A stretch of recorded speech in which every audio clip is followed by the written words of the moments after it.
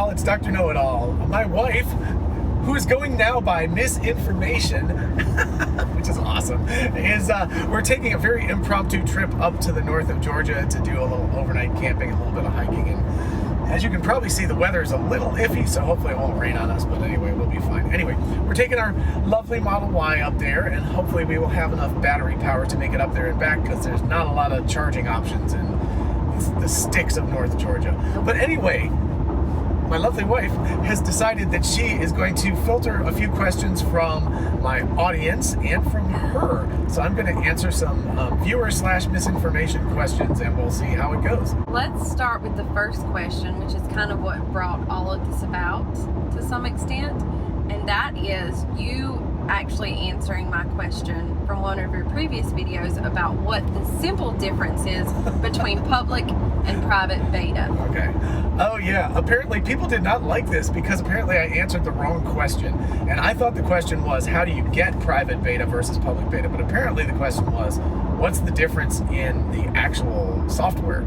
So the public beta, or the version that I'm driving right now, which is driving the car, by the way, and we are stopping at a light and the car is doing it all itself, drives perfectly fine on the highway and all of that kind of stuff. It does not do well on city streets, and it doesn't drive at all on unmarked roads, etc. The beta version, which hopefully, apparently by next week is going to be available for anybody with full self-driving who wants to ask for it, is a much more advanced version. The current version, like 1.0 or whatever, is mostly hard-coded C++ with some deep neural network models involved, and you can watch previous videos if you're interested.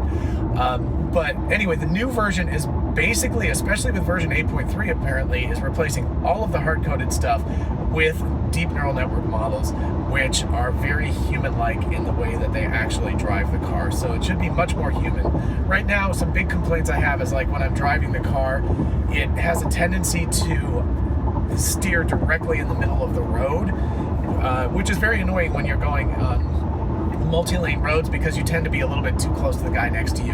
It also doesn't go around cars very effectively, and it doesn't drive on city streets very well, etc., etc. So the new version has all of that, but the big difference is it's going 4D, which means it's taking account of time, and it's pretty much using all deep neural networks instead of a lot of legacy C++ code, which is the old way of doing full self-driving kind of stuff. Okay, so the private beta is cooler. Private beta is way, private beta is way cooler. That's what I heard. It's much more human. It should drive like, this car drives like a machine right now.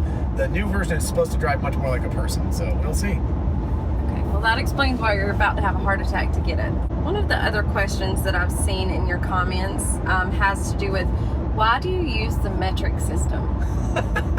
Because we're here in the U.S. There's literally 3 countries in the entire world: Syria, Myanmar, and the United States that don't use metric. I mean, I've taken science classes since I was a kid, and I took physics in college, and it's utterly ridiculous to use a system that's, I liken it to using the old British system of pounds and shillings and pence and halfpence and all of that junk.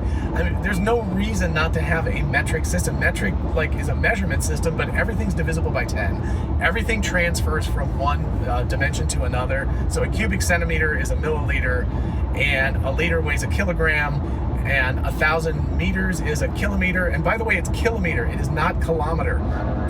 So if we're gonna get specific, it's kilogram, kilometer, right? You don't say kilogram or you wouldn't say kilogram. Why would you say kilometer? So anyway, let's be specific. And I can speak to this because ever since I met John, he's just been on a one-man mission to change the U.S. to metric system. Everything in our house is set to metric. So he only speaks in metric. He gets really upset when other people speak into other things. And yeah, so that's just been his thing always. Oh, yeah. For sure. I want to run for president just to change the United States to the metric system. That's the one thing I would do in 4 years, is change the United States to the metric system. So vote me in, man. Vote me in. I want to be president so I can change the United States to the rest of the world. And by the way, Myanmar and Syria, you guys should change to metric, because then you could, stick it in the United States as I. You should just go ahead and do it. It'd be awesome. On average, how long does it take for you to put out a video?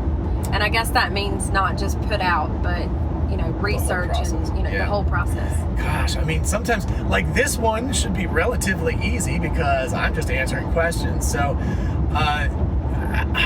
sometimes I'll research something for a week or something. Now that's not like 24 hours a day, obviously, but I might research it for a couple hours a day. So you might notice a lot of times what I'll do is a really specific episode that takes a lot of research, and then I'll do another one that's a little bit easier to do because it's just I can't do a week of research for every single video and put out 2 or 3 videos a week. That's just impossible. So I tend to waver it around. And then of course there's the editing. So I'll probably usually shoot, let's say it's a 15-minute video, I will shoot between 25 and 30 minutes of video and make plenty of mistakes. But anyway, it's it depends a lot. I'd say 5 hours is the usual. Like as an average, it probably goes anywhere from 3 hours to like 10 or 12. I think that leads into one of the other questions that has to do with how do you decide what you're going to do a video about. Oh, wow. So, okay, if people haven't noticed yet, I'm totally ADD. So I was actually thinking about... No. Yeah, amazing. I think about how much I love solving the money problem, but Stephen Mark Ryan is so hyper-focused, and I just would get bored to tears if I had to do the same video over and over again. And I'm not saying it's the same video, but it's the same topic over and over again. And I really enjoy watching his videos, but that's not my thing. I just have to be free to be random about doing stuff. I mean, I did one on phone cases recently because I just hate the fact that my phone might break and that I have to buy a case. It has nothing to do with any of the Tesla or SpaceX stuff, but I just wanted to do a video on it. So a lot of times it's just a random thing. Something will come up. Speaking of Stephen Mark Ryan, I actually have another video that I'm in the middle of editing about something that he made me think about, and I was like, oh, I should do a video on that. So I did one on that. A lot of times it comes from viewer questions. People will ask me a question and I'll say, oh, that's a great question, and I might actually answer it via an email and then realize that the 2 or 3 paragraphs that I have time to write back are not nearly enough to explain it. So then I will go ahead and do a video on that as a means of more fully explaining the video or the topic. And then sometimes it's just me. Sometimes I'm just like, oh, I just want to do a video on this. Like a rant. Like on the metric system, I've done a video on the metric system. I did a rant about passwords because I detest passwords and I think they're the most ridiculous thing in the world. And like I said, I did one on phone cases recently. So those are just 3 topics I just wanted to do. Why did you start your channel when there are so many others out there on the same topic? Oh, okay. So, all right. So the channel has evolved. If you go back and look at episode number 1, way back when, the idea originally was actually more like this, where she would give me a question, I would open it up, and I would have to real-time answer it and see if I knew, which is why the intro still has a question mark on it. It's like, do I actually know it all or not? And I clearly don't. It's a tongue-in-cheek. It's just a joke. This all comes from the fact that John is in the family. People will call him Jugal because he'll randomly get calls from people and they'll just come up with something and say, I wonder if John would know this. Or, if anybody strikes up a conversation with John, he literally he may not know everything about it, but he knows a little something about just about everything. So that's kind of where that Dr. Know-It-All came from, is from the fact that you can start up a conversation about anything and he'll just go with it and seem to have some kind of knowledge. And I don't know if he's bullshitting or not, but it sounds. You made me have to. I'm going to have to go back and edit the. He's pretty confident in it when he's talking about it. So. Yeah. So that was basically the idea. So it was kind of a joke to see if I could answer random questions. I remember my brother calling me once, just completely randomly, and going, "What is the definition of soporific?" And I was like, "Well, it makes you tired. It's someone or something that makes you tired." And he was like, "Damn it!" So apparently there was a little side bit going on between my sister and my brother about whether I knew the definition. So anyway, I think it's rather amusing. And anyway, so the whole thing started that way. But I'm just a huge I love technology. I'm a big fan of Tesla, obviously, and SpaceX and other technology, computers, computer chips, artificial intelligence. So it kind of evolved and morphed into that to some extent. But if you guys want to ask me a question about ancient Greek history or something sometime, I'm happy to do a video on that too. So who is your favorite YouTuber and why? Oh, I've got to say Matt with PBS's Space Time. And like I said, I really love Stephen Mark Ryan. I think Marcus House is amazing. Felix with What About It? Tim Dodd, Everyday Astronaut. I mean, these guys are all... I love a lot of people on YouTube, and I spend way too much time watching YouTube videos. But I think Matt is just ridiculously smart, and I learn a ton.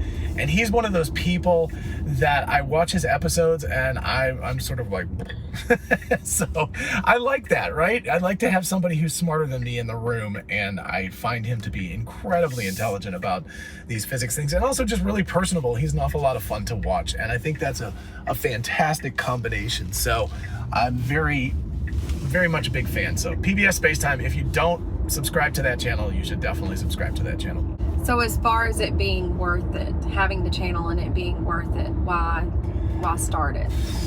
Oh my goodness. I don't know. There's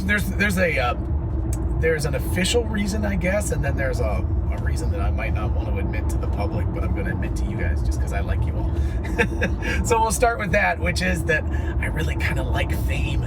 So shh, don't tell anybody that, but I enjoy the fact that people actually pay attention to me, and maybe that's why I'm a teacher in my other life. I don't know, but yeah. But the other part of it was honestly that there were situations where people would ask me questions and I would know the answer, and I thought it would be really cool to be able to tell people about these answers and to perhaps help people out, but also to entertain them. And apparently, I don't know, I'm just me, but apparently people find me entertaining a lot because of the way that I answer questions and things. So I think there's that too. So there certainly was the part about just, I don't know, that the world would know who I was, what my name was, but also, but it's, you notice that it's Dr. Know-It-All, so it's all kind of an act also, and I like that, right? I like the fact that I can just go off and be myself the rest of the time. So it's a thing. It's very much me, but it's also not me. It's some sort of put on thing. Like I don't wear glasses very much at all, so that's just one of the character things that I have,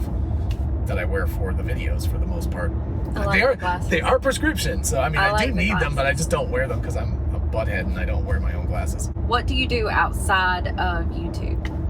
What is it that you spend your time doing if you're not spending it on YouTube? Well, my other, my day job, my real job is teaching at the University of Georgia, so I'm a professor, and it was not that long ago. So I have a physics undergraduate degree that I got way back when the dinosaurs roamed the earth, and a master's of arts and a PhD in English that I got when it was almost the dinosaurs roaming the earth. So, but then recently, like in 2018, I think was when I actually got it, or maybe it was early 2019. I can't remember the exact date anymore. But I got a master's of artificial intelligence from UGA. So, and that was just because I'm kind of a lifelong learner. So I guess that would be the official version is that I teach, but I teach because I want to be a student, because always when I'm teaching classes, I'm learning things, which is great. And that makes me really, really happy to learn stuff. But also beyond that, I love to go outdoors. I'm very much of an adventurer. We have another channel, Whole Nuts and Donuts, that you all should watch, right? Because we have some really cool videos on there, and it needs some more subscribers. We need to get to 1,000 subscribers. It's got like 700 right now. So subscribe to that. It's in the description. You can actually go look. But we've been to Nepal. COVID kind of put the kibosh on that. COVID put the kibosh on it. So next summer, now that we've got vaccines, we are planning on doing some adventure this summer. We haven't quite figured out what it is yet. But anyway, that'll be on the other channel. But anyway, so, we've been to Nepal. We went to Switzerland and climbed the Matterhorn. Right. We went to Thailand. We've done a bunch of adventures. I love rock climbing. I love mountaineering. I just love to be outside and go hiking. I tend to bike a lot. Georgia is a great place for biking because the weather is only really crappy for like 2 months a year, and the rest of the time it can get hot, but on a bicycle it's not that bad because of course you got free air conditioning when you're biking. So, oh nice. That was the car not being happy because there was a sort of curb in the middle of the road and it didn't like that. It's a good thing I'm actually on it. I was paying attention. So outside of teaching and doing YouTube videos, he likes to participate in activities that could potentially kill him. If it will kill you, sign him up because he wants to do it. By the way, I have a thing. People do New Year's resolutions. My New Year's thing is always to do something that I've never done before every year. So This year, I think it's going to be jumping out of an airplane with a parachute on, of course. By yourself. Last year, it got dialed back. I was originally planning on the whole parachuting thing, but because of COVID and the restrictions, I ended up learning to do the Tai Chi 8 form. So there you go. I did Tai Chi last year. I follow him doing lots of things. I will not follow him out of a plane. You should try it. It'll be fun. I'll have to find some other friend to do it and be the idiot that does it with me. Okay, so here's one that came up this morning that I just randomly asked, and it will probably become, well, I don't know, I guess it is becoming a video, but it had to do with John was,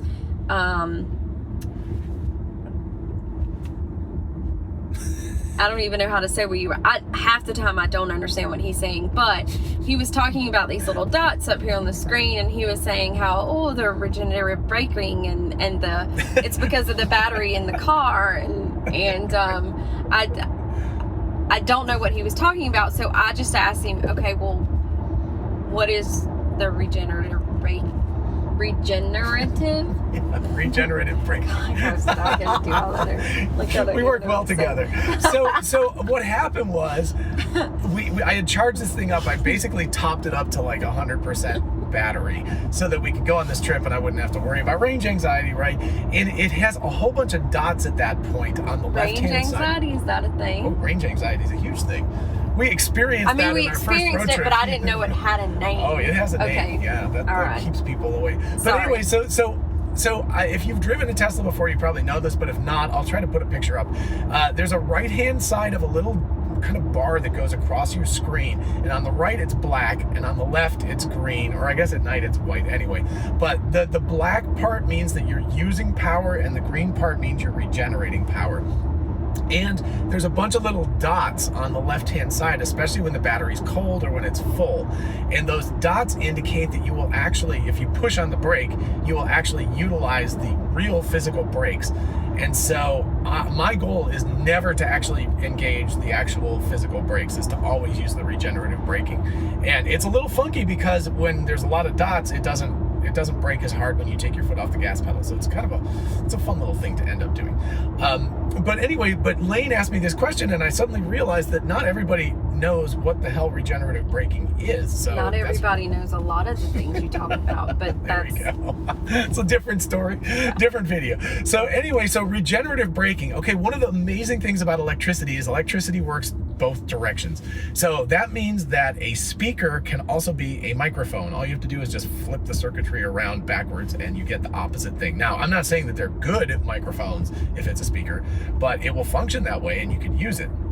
So the same thing is true for an electric motor. So this Tesla has one motor in the back and one motor in the front. And when you pass the electricity from the battery to the motor, that causes the electromagnet in the motor to, charge up, and it causes the coil, or let's see, that's the stator. And inside of that is the rotor. So the rotor will start to spin when you put electricity in the stator. So what happens is electricity generates magnetic fields, which is why it's electromagnetism. And the magnetic field causes the stator, which has magnets of its own, to begin to rotate. And by cleverly manipulating all that stuff, which is very complicated, by the way, I'm just keeping this super simple. But the magnetic field causes the rotator to rotate, and that's what happens. So that happens with your vacuum cleaner, it happens with your blender, whatever. Anything with a rotating electric motor is the same thing, basically. But the cool part is, now that you've got this car going, say 70 kilometers an hour, right? Metric. So once it's going that speed, it weighs 2,000 kilos, and it's going at 70 kilometers an hour. That is a lot of potential energy, or kinetic energy, that can be converted into electrical charge again. So what happens is, when you take your foot off the gas pedal, or the accelerator, excuse me, is that the motor will then operate backwards. So the motion of the car, if you reconnect this whole circuit backwards, will cause the motor, which is now a generator, to start to rotate through the magnetic field. And rotating the rotor through the magnetic field causes a resistance, which then causes electricity to flow backwards into the battery and can charge up the battery, which means that if you're going like downhill or something like that, and you start to see the little thing start to slide into the green, what it means is that the rotator is actually operating backwards, and it's generating electrical power and putting it back into the battery, which means you're charging your battery back up again, which is super, super cool. So that's how you can actually regenerate some of the power. And the little dots I figured out on the left, which come and go, like right now they aren't there at all because we've been driving for an hour, so it's not, there's no more sort of restriction on it. But if there's those little dots, if you push the brake harder than the green line goes that far, you'll actually use the physical brakes. And so again, I try never to do that. But the fact of the matter is that your same motor can turn from a motor into a generator simply by using the momentum of the automobile. So same difference as if you had an electrical power plant. So you're heating up water through nuclear power or coal or gas or whatever it was. You heat that up, the steam turns a turbine, which then rotates a rotator inside of that generator. That whole thing could be turned into a motor as well by running the whole circuit backwards. So same thing, just on a small scale. Now, obviously there's losses to friction and so forth, so you don't ever get 100% of that energy back, but you get a lot of energy back, and it's super, super cool that you can do that. And it also means you don't have to use your brakes, which is also super cool, because I really hope I never have to replace my brakes in this, unless they just get so old that they kind of turn into dust. Ever? Like ever. I mean, at least for 5 years or so, I would hope I would never have to use them. What? Yeah. Isn't that cool? So that's why I try never to use my brakes. I try never to go into the little dotted line area. Also, there are no easy questions with John. There you go. I thought I tried to answer that as simply as possible. I didn't talk about the details. Oh, you did? I didn't talk about the neodymium magnets or all of that kind of stuff that are actually used. Okay. Okay. So it seems you're busy all the time. What does your family and wife do while you're... Well, my kids are all grown up. The only one we still have at home is your biological child, Hayden, who's 13. So he's pretty self-sufficient and obviously going to school. You just work all the time now. Yeah. So I am a senior operations manager for a tech company out of Canada, and I do work from home, but John's usually shut up in his office on one side of the house, and I'm usually shut up in my office. We'll go the whole day because I'm teaching remotely until next fall when everybody's back to normal. But we'll go the whole day and never even see each other. Yeah, it's definitely interesting, but I'm busy as well, so it kind of gives him plenty of time to research for his video. What does your family think of your YouTube channel? I don't know. You don't tend to watch very many episodes, do you? I do. I totally do. Okay. All right. That's nice to know. I do. I don't. That's good to know. You don't ask me if I comprehend them. There you go. But I watch them. So I think my extended family, I think I've talked about this before, but my mom, I believe, was my Patreon supporter #1, and for the long time, my Patreon subscriber number 0. 1. She was subscriber #1, so there you go. I'll give you that. But my extended family, I don't think watches very many of them. They're not particularly interested in technology or Tesla or anything like that. So, although I did find out recently that my sister had thought about buying a Tesla Model Y. Not sure. They ended up buying a Mazda CX-9 instead. I think it was because of the expense difference between the two, which is, significant, so I understand. But anyway, I think that they are all just sort of like, yeah, he just does his thing, so there you go. Yeah, I think the boys think that it's really cool, but it's just dad. It's just dad. It's just stuff dad. I mean, that's true. Honestly, I've heard stories about, like, I think it was Buzz Aldrin. He talked about the second guy on the moon, that his kids were just like, oh yeah, dad's an astronaut. That's pretty boring. So, it really doesn't matter what you do in life. It will be considered, and I'm not comparing myself to an astronaut. I'm just saying it doesn't much matter what you do as a dad. It's always going to be boring. So the last one is, does Dr. Know-It-All act like this outside of his YouTube channel? And so I guess I would be the best one to speak to that, and I would say yes, absolutely. I tend to enjoy the videos that John does kind of off the cuff and really quickly, because I feel like it shows his personality more. The ones where he's getting really technical and talking through things, one, I don't understand them, so maybe that's why I don't enjoy them as much, but I feel like it doesn't show his personality. And John and I actually met online, so it was weeks before I trusted him and didn't think that he was going to murder me. It was months. But then I realized that this dude is just way too busy to be a murderer. Like, he doesn't have time to add anything else to his list of things that he does. But so I think his channel is great, and I think it does speak to all of those things that he's a complete sponge. He's a knowledge sponge. I can go to him with anything and he will either know it or he can really quickly find out and explain it to me completely, way more in depth than what I needed. But that's the curse of the whole thing. Yes, but I think that I think I can say that John is very much and this is probably going to be a shocker to most people that most of his subscribers, is that John can be a little bit nerdy sometimes. Wow. And he is literally like that all the time, and it's very endearing. So like I said, it's a character, but it's only a little tiny bit of a character. it's not a character. Like, it's the glasses part, maybe. Yeah, maybe that's it. Alrighty. Hope you all enjoyed that episode. It's different. Let me know let us know if you enjoyed this different format. We just decided to have some fun while we were commuting. Anyway, if you do enjoy it, definitely make sure you like it so other people can, like it. There we go. Like it so other people can find it. And also make sure you subscribe if you want more of this. And of course, thank you as always to my patrons on Patreon. You all are wonderful. We are closing in on 200 episodes, which is amazing. And my Patreon patrons have really helped make that possible. So thank you. And also, don't forget about our merch store, which has all input is error, the plaid logo, Tumblr, there you go, all sorts of things. So check that out and help out the channel. I really appreciate it. And finally, don't forget, we are both Tesla and Amazon affiliates. If you look in the description, you can see the links for that. If you go shopping, you help out the channel. It's that simple. Thank you. And of course, in the meantime, please feel free to ask questions in the comments, because who knows, you might actually get them answered, or at my email address, which is drknowitallknows@gmail.com. Till next time, bye-bye. Bye-bye.